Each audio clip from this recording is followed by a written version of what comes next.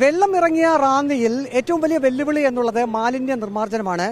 Ton കണക്കിന് മാലിന്യമാണ് ഇപ്പോൾ ഈ പമ്പാ നദിയിൽ നിന്നും വെള്ളപ്പൊക്കത്തിൽ ഈ ഓരോ ഭാഗത്തും അടിഞ്ഞുകൂടിയത്. അതോടൊപ്പം ഈ കടകളിൽ നിന്നുള്ള സാധന സാമഗ്രികൾ ഉൾപ്പെടെ എല്ലാം പുറത്തേക്ക് ഒഴുകിയെത്തിയ ഒരവസ്ഥയുണ്ട്. ഇപ്പോൾ വെള്ളം ഇറങ്ങിയപ്പോൾ മുഴുവൻ പ്ലാസ്റ്റിക് മാലിന്യങ്ങളാണ്.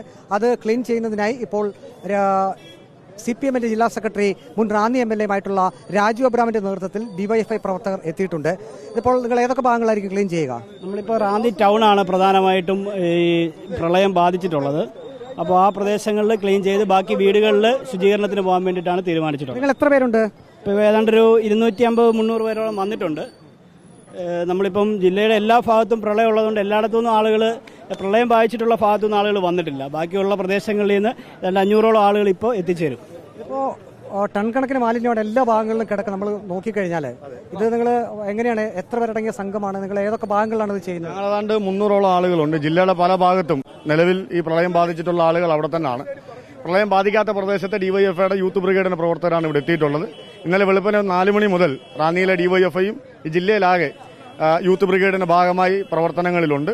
ഇവിടെ ഇപ്പോൾ നിരവധിയായ കടകൾ ഇനിയും കഴുകാനുണ്ട്. ആ കടകൾ അവർ വ്യാപാരികളെ സംബന്ധിച്ച് വലിയ നാശനഷ്ടമാണ് ഉണ്ടായിട്ടുള്ളത്.